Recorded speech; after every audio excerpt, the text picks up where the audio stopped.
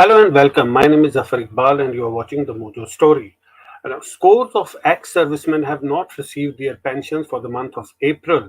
They should have ideally got their pension credited by the end of April, but that is still due. Now, according to a report by the Hindustan Times, this is after the government switched to a new online pension disbursing system to ease different aspects of pensions, including initiation, sanction, computation, revision, and disbursement.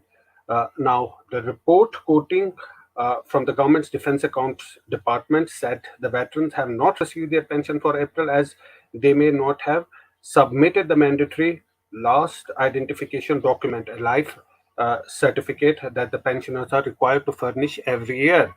Now we got with us our guest to discuss this entire issue. Lieutenant General Vinod Bhatia. He's a defense expert and also former DGMO. Welcome to the show, sir. Sir, can you first start by telling us what was the old system and what is the need for having this new system that is causing this delay in the disbursement of pension? Jafar, I think the old system was a proven system, time tested. We used Yeah. to get our pensions through the banks, and the banks used to disperse the pensions on time. It was a Yes. system which is working very well, I think. And Yeah. the government used to pay the banks, I think, 60 rupees or something like that per year, per month per person. So Yeah. that did cost a little bit, but I think we have shifted to the spurge to save some monies, and that is where I think there's the problem because there's an old saying: "If a tent broke, don't fix it." So we're trying to fix things which are not there. It may become cost efficient, but definitely not cost effective. We find that the transition from the old system to a new system, which is really not required, has created unnecessary, avoidable problems with a lot of our ex-servicemen not getting their pension. I wonder how our soldiers who are in remote areas, how do they access the online pension pro portal? How do they give their living certificates? How do they go for clarifications to people? So there are a lot of issues, I think. I think the problem is that we have done a cost benefit analysis without doing a current effect analysis. And this is applicable only to the services. I do not know why it's not applicable to others also with that efficient. So there are things out there. There are teething issues. There are transition, which is a problem. It's not been managed well. And this problem has been continuing. It's not that it happened for the first time. Last month, the same thing had happened. This month, I think the scale is much more, about 3.5 lakhs. And I'm given to understand that the PIB release says that about 58,000 pensioners will get the pension by the end of the day. So I must thank the media, the Hindustan Times, and the media where you are intervening to ensure that the soldiers get their dues. You raised a very important point about these far off remote areas where these ex servicemen and soldiers would be living. If we talk about Jammu and Kashmir, there are areas which still perhaps do not have the internet cover or there is slow internet in those places. How are they going to deal when they're living in those places? How are they going to adjust to this new system? That I think is the key issue. It is Jammu and Kashmir is only one aspect, definitely, but there are many other areas in our country where the ex-servicemen do not have access to online schemes. They may have internet, but they do not know how to access it. Earlier, there was a phase. There was a bank, and the banks are all over the country. There are banks which have actually proliferated, even in villages, so they could go to the bank and get their issues resolved. This is not going to happen now. No, well, imagine a soldier who's retired, let's say 15, 20 years ago. How do you expect him to actually go online? And if he takes the help of the new generation, he's likely to get cheated, especially the Veer Naris, the brave hearts. They like to get cheated by their very own. So this is a real world we live in. So I think this is not a good system. And why only the armed forces? The same is not applicable to other services. The same is not applicable to central government employees. They're still getting the pension the way it was given from the banks the earlier in the method same which was given to the armed forces. So why experimenting the armed forces? Actually, it is not the veterans. The veterans are the biggest motivators to the new recruits. And when the veterans are not happy, the new recruits will not be happy. The soldier will not be happy. It's one big family. So we have to understand the intangibles, the cost of the intangibles are not being factored in. So that is why I say it's not cost effective, it's cost efficient by the by the Munshi's method, very calculates every penny. But what is the effect? What is the current effect of? Has anyone done a current effect analysis? You may save a penny, but I think it's being penny wise and pound foolish. only to save the money, because I was reading it's also to bypass the entire banking system, that the money will be directly credited into their account and it will save many hassles in between. Could it be? I don't think there is a hassle. I don't think you today you are discussing this, and number of other channels and newspaper discussing Yeah, this. The fact was no one never discusses earlier. That means there was no controversy. Things were moving. There's a system which is functioning. It's a tried yeah, tested system. And if there is a yeah, problem, I went to the bank and resolved the issue with the bank. And it got resolved. If I had access to online, I just send an email and thing got resolved. The fact is that most of our soldiers are not really they're not experts on online banking and online things, and that is why I find 3.5 lakh soldiers not getting their pension, which is a big amount. And when I say 3.5 lakhs, we have to understand that only those who have retired after 2016 have been impacted. So after 2016, if you take a retirement of about 4 lakhs, about 65,000 per year, so 3.5 lakhs out of 4 lakhs are impacted by this. So yeah. look at the success rate, the transition rate. You can say teething problem, you can say give any amount of excuses, but I think a large number in percentages wise. I think we should get back to the old system. Uh, yes, in fact, senior army, retired army officers, including former Northern Army Command, Lieutenant General Huda, have in fact tweeted about this. Lieutenant General Huda has said that veterans complaining of pension stopped without explanation for most. This is the only source of income. Is this how we say thank you for your service to the nation? Request Rajnath Singh to intervene. And also, former Army Chief VP Malik has termed the matter as serious. So, obviously, when senior Army officials are also expressing their concern, then the issue would be of a serious nature. Do you think that inputs of the Army have perhaps not been factored into all of this, and it's just a bureaucratic decision that has been made? Honestly, I do not have any inside information, but the fact Yeah. remains that a decision has been taken, definitely without consulting the stakeholders, that is the pensioners, the ex-servicemen. When I speak to the ex-servicemen, I don't think any input being taken from them. Did any one of them go against and tell them that the banking system was not working? No, it was not so. I have never heard a veteran say that my pension is not on a particular date. Maybe, of course, 31st March, you get a pension 1st April, 2nd April, but that is a known fact. So this is a new system which is being tried out without consulting the stakeholders. And the impact is that is why General Malik, who's a very respected, military leader and a former chief Yeah. of army staff, General Huda, another respected military leader, and others, we get feedback from our men, and the men are not very, they don't seem to be happy about it. Any change, any transition, the stakeholders should have been consulted, at least a body formed, a pilot project, a pilot project should have been started out, it should have been seen, all the glitches which are likely to come should have Yeah. been factored in. So it is not, you just don't steamroll and implement a decision which is impacting people's lives. It is okay if General Hood and General Vinod Bhatia don't get the pension for a few days, I can survive. But what happens to a man who's sitting in a remote corner, let's say in Jammu and Kashmir, or in the deserts, or in the northeast? Where does he go? He doesn't know what is happening. So what does he do? He gets into the mind that the government has stopped giving a pension, which is not a very good thought. And like I said, our veterans are the ones who motivate the young people to join. They motivate, and when the ex-servicemen, when the serving soldiers go back home, the veterans take their classes. They tell them, they ask what do you do, and how to do it. So that uh, connect between the veteran and the serving soldiers has to be nurtured. It has to be there. And if the veterans are unhappy, the serving soldiers will be unhappy.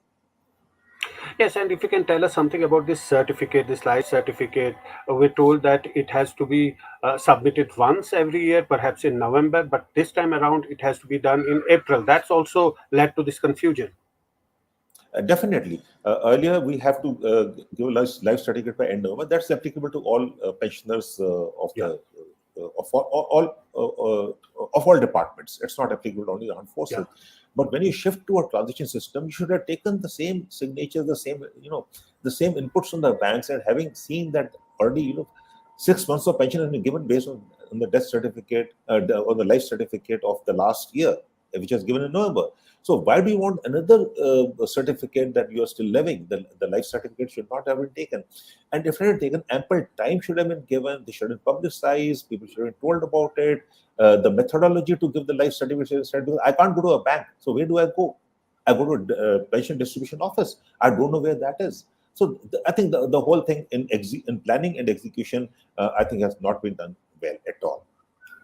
And maybe also the communication, it has not been communicated properly. People may not be knowing about this new system and how this works, and that could be another reason that there are delays, there are hiccups, and these glitches have emerged.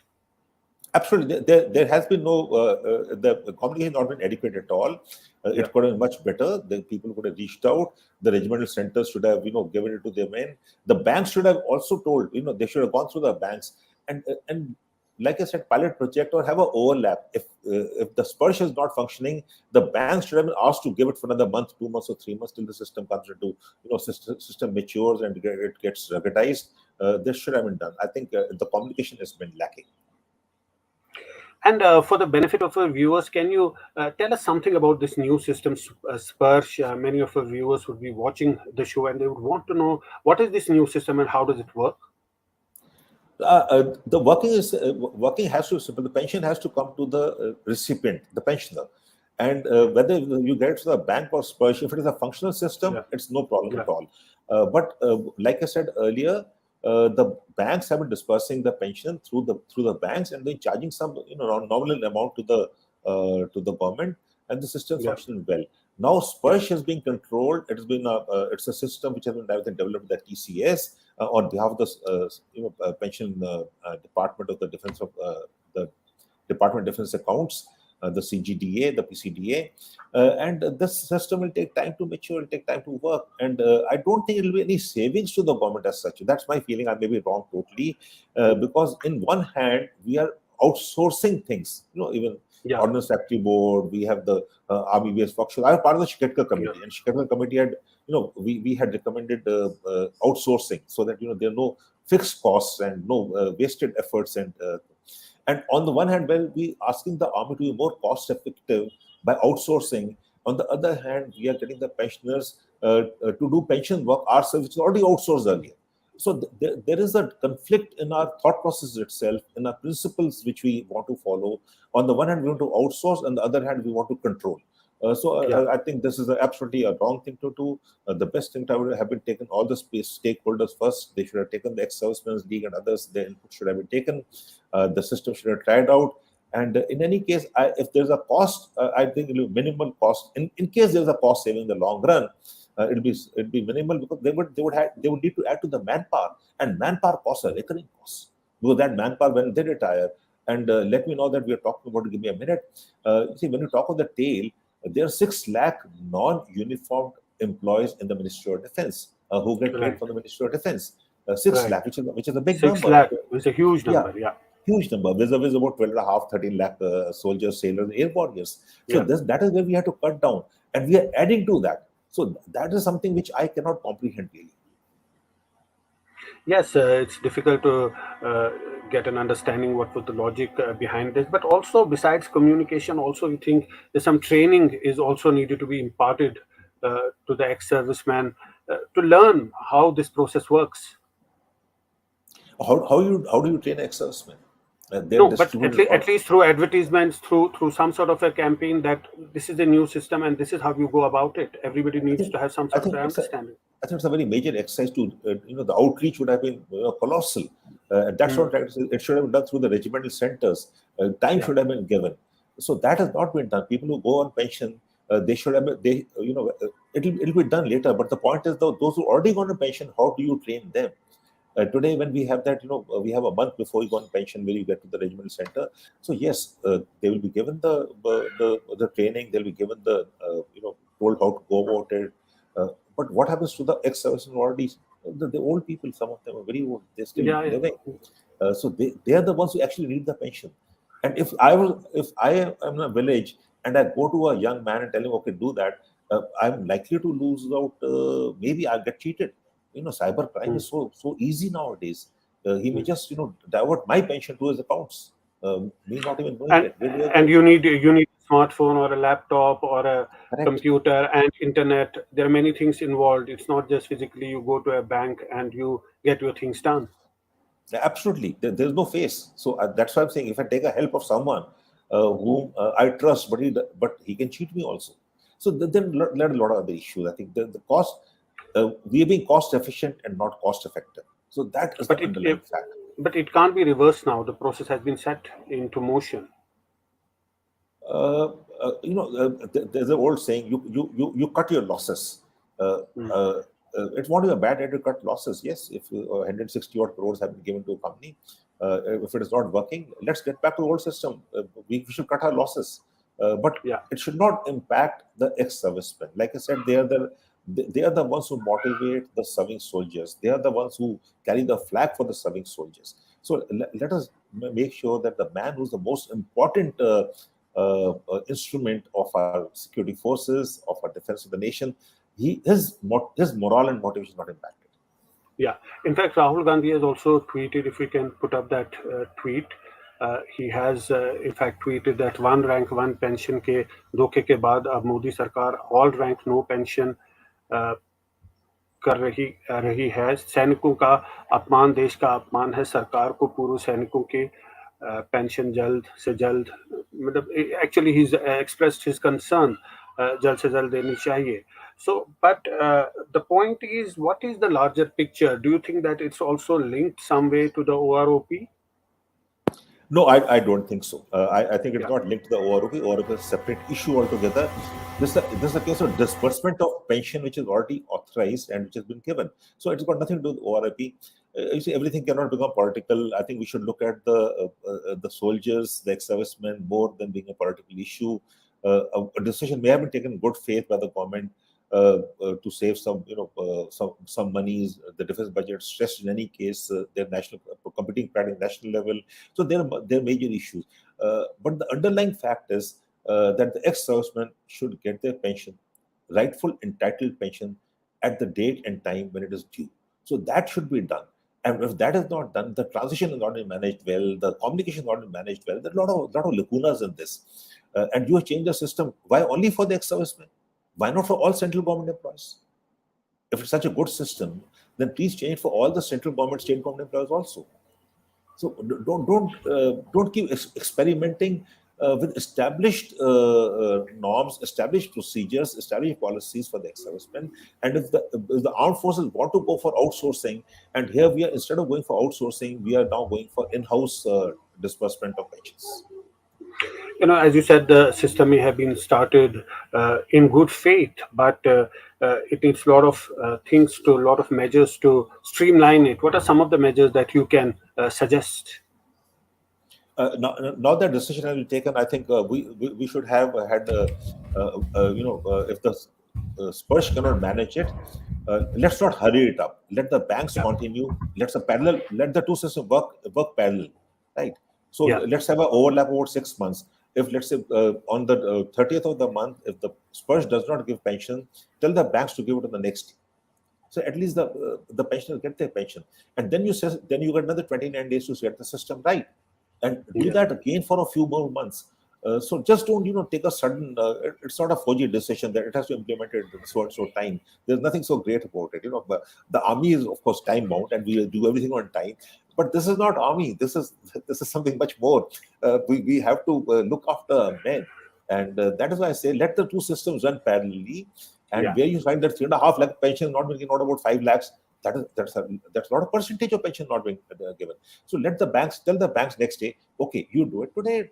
We all networked. It's so easy. There are systems in place, and the banks would just do it.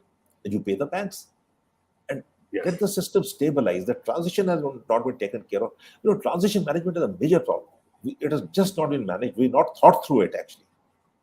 Yes, absolutely. Transition management is the key.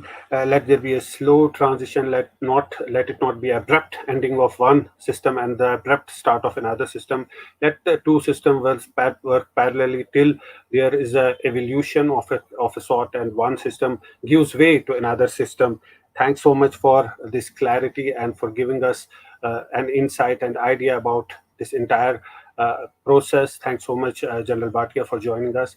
That's all we have in today's show. Thanks so much for watching. Thank you very much, Jai Hind. It's great to see you here. Thank you for watching our work. If you haven't subscribed yet, don't forget to click the bell icon and subscribe to Mojo Story and support independent, robust journalism.